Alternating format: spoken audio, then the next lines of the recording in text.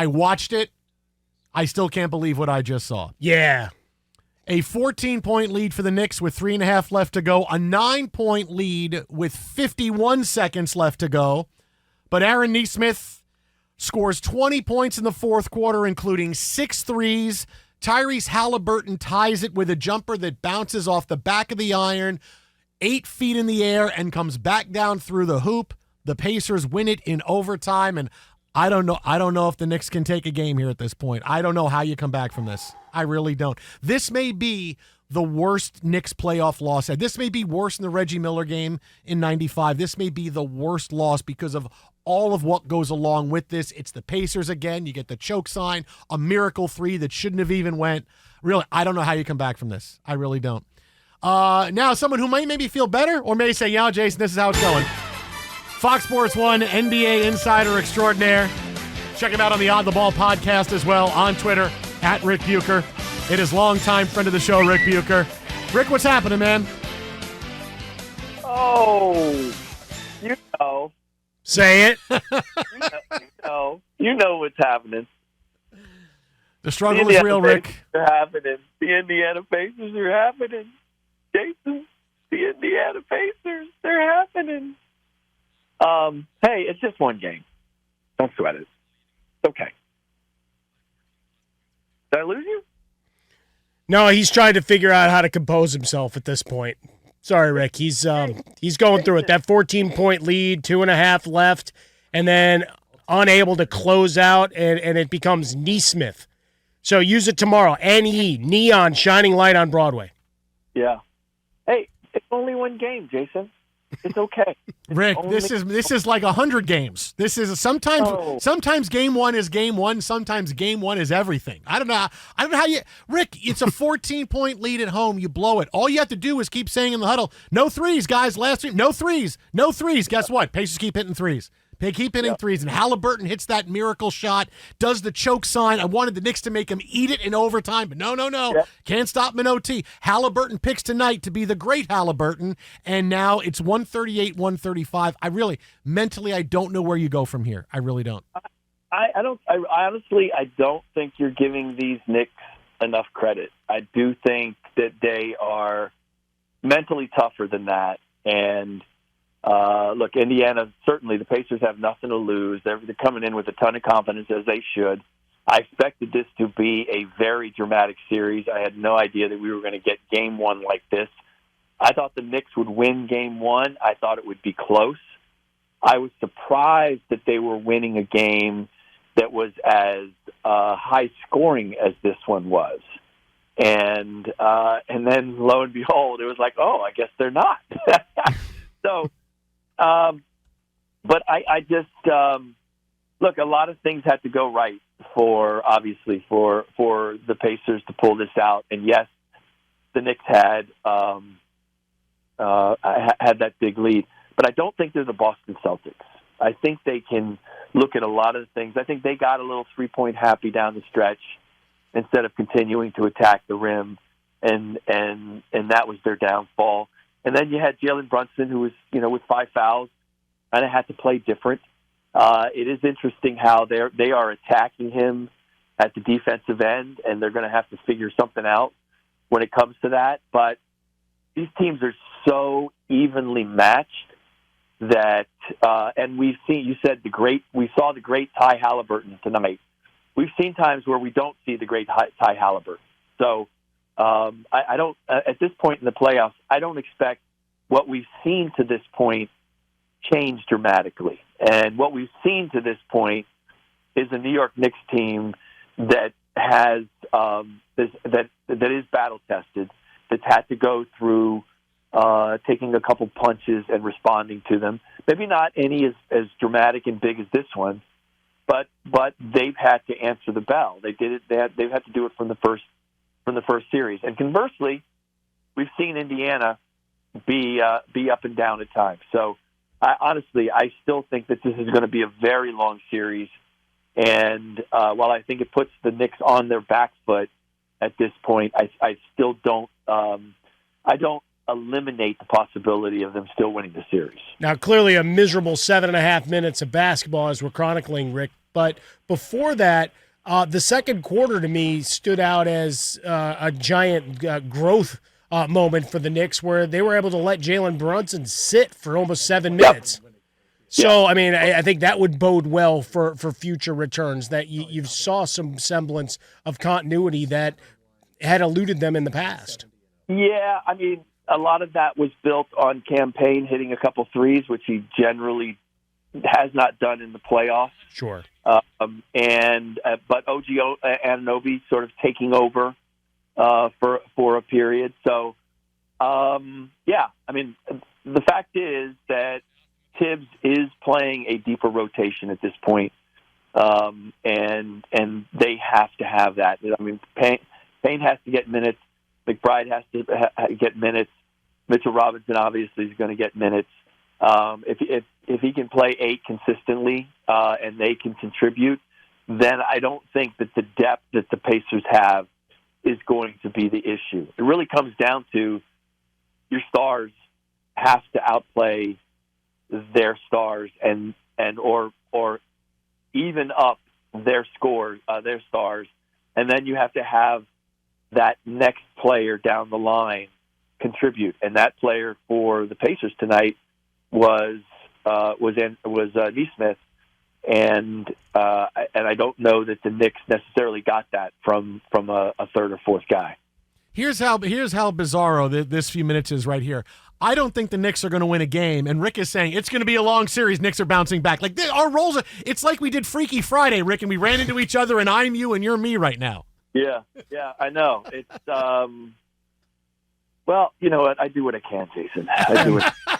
See, me, I go, Rick, in a week that's been all conspiracies for the NBA, after the ratings came out for Game 1 of the Western Conference, I'd be more confident that the Knicks are going to make this a longer series. How's that? No doubt about it. I mean, I do a lot of TV these days, and you know, the talk around the studio is, if we can't get Minnesota, can we at least have New York? Because Indiana, OKC, oh my God, what are we going to do? Who's going to be tuning in to get the latest updates on the series? No offense to all my friends in Oklahoma City and Indianapolis, but the reality is the size of those markets and their respective teams do not draw a ton of national interest. But I do believe in the big picture, this is what Adam Silver wants, because he's no longer looking at the national audience as the thing that they're trying to attract. He's trying to go to a global audience. And I think that if you have a variety of teams competing for titles, I think that spreads the wealth, and that gives the opportunity for more fans around the globe to, if they're not watching, then watching games, the majority of the globe is not watching games. They're watching highlights and they're buying merchandise, and that's where the NBA is making its money. So it goes to, it's natural to think that the more teams that you have competitive, the more jerseys you're going to sell. Well, that's what I said, Rick, after the game. I said at least 99% of NBA fans enjoyed the last few minutes in overtime of this game. I didn't, but at least 99% of the fans did. Okay, great. All right, that's fantastic. I mean, Jason, sometimes we have to make sacrifices. Take one for the team, baby. It's a greater good thing, right? It's a greater good thing. But I mean, this is your night to take one for the team. Rick, I hear what you're saying on all of this, but I mean, honestly, this may be the most devastating Knicks playoff loss in franchise history. 14-point lead with 2.5 left to go. Wait till we got a stat coming up on what teams' records are in the playoffs when they have a 14-point lead with 2.5 minutes left to go.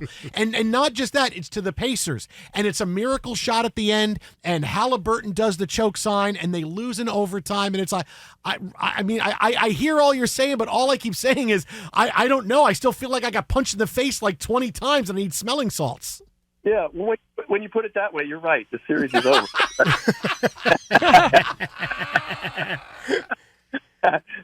No, I get that. But Mrs. Lincoln, how was the play? Yeah.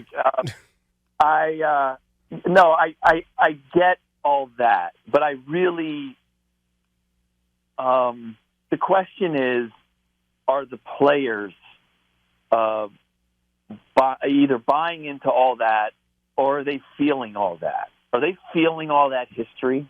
Are they feeling all of that absolute gloom and doom? I think a Knicks fan who has lived through all of those things is feeling that a lot more than in that locker room.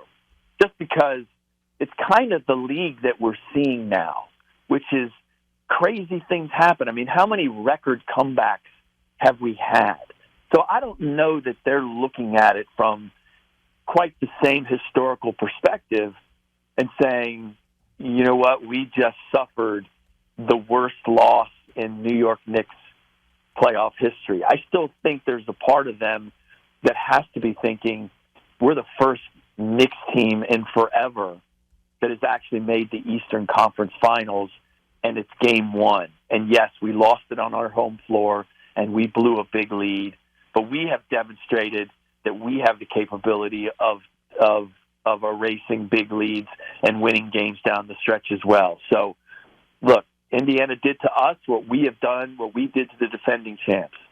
And so now we have to go back and do it to them. And that would be my rallying cry if I was Tibbs and giving the speech after this game. You now have to contact all your producers for the TV show over there on FS1 to find Spike Lee at Cannes, the Cannes Film Festival, and see how he's doing. At Ric Bucher is where you find him on Twitter. You see him on FS1. Hear him here with us each and every week. Jason Smith Show with me, Mike Harmon, Fox Sports Radio. MVP finally announced. Rick, were you surprised that there was such a disparity, the 71-29 final? I actually was. I thought it would be a lot closer. And the difficulty is that announcing it so late in the process, and the reason for that, I was told, is they don't really like to announce it in the second week of any round, and they didn't want the MVP to be announced before any of the other awards. So that's the reason. Whether you buy that or not, that's sort of the explanation that the league is giving for it coming out so late. The problem with it coming out so late is now everybody's taking the Nuggets Thunder series as a referendum on whether it was deserved or not. And it's a regular season award. The votes were in, and at that, when we were going through the first round, I heard just as much about SGA is probably going to win and it's going to be the greatest injustice ever. I don't have a problem with SGA winning. He wasn't at the top of my ballot. I was one of the 29 that voted for Jokic, simply because I thought he was far more indispensable to the Nuggets' success than Shai Gilgeous-Alexander was to the Thunder. And I'm fully aware of the disparity in wins and all of that, but I just thought that Jokic had an extraordinary season.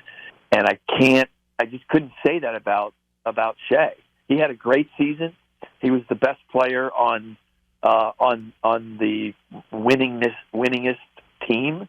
And for some people, that's the definition of MVP, or it trumps whatever my definition that I just gave you is.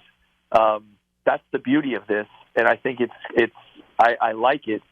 Is that the NBA has never defined what most valuable player is supposed to be. So everybody has the opportunity to interpret it in their own way.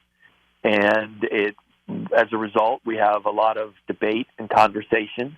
And, for the business we're in, I think that's good. And I think it would be kind of cookie cutter if we tried to put parameters on it. And we might have the opportunity of missing out on somebody that actually deserved it. He's on Twitter at Ric Bucher. That is at Ric Bucher. Check him out on FS1 tomorrow, probably next to a very happy Paul Pierce. I'm thinking Paul Pierce is going to come in with a Haliburton jersey. Oh, my goodness. A Nesmith jersey. Oh, man. He's going to, it's going to be a happy Paul Pierce tomorrow. Yeah, he's going to jump out of the wheelchair and start crip walking across the studio. Rick, thanks a bunch, man. We'll talk to you next week. Have a great one. My pleasure. Mental health, yo. Mental health. Yeah, no. It's going to be a long.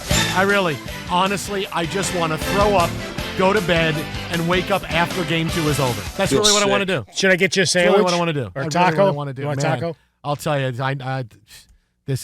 not. I'm not good, Mike Harmon. I'm not No, good. I know. I'm I not good right now. watched it, and you not got good. quiet, which I is am- worse than screaming Jason Smith. I am not good. I'm not good. It's like at home, like I'm not growing up good. with my dad, No. right? When he was quiet, that's when you knew you screwed up. And you were trying to figure out which thing you just got caught doing or one of your brothers got caught doing. You just called Was it Jason you? your Was it me? daddy. No, I didn't. Well, it was eerily similar. That's Not okay. that my dad was ranting and raving Sure. all the time, but it was Sure. the idea that you weren't conversational. You got quiet, very clinical in terms of your description of what was going on, as opposed to the man I've watched for 11 years ride highs and lows with the squad. This was just almost like you saw it coming. Jason, you think you're upset now. You wait till you hear Rick Kylo.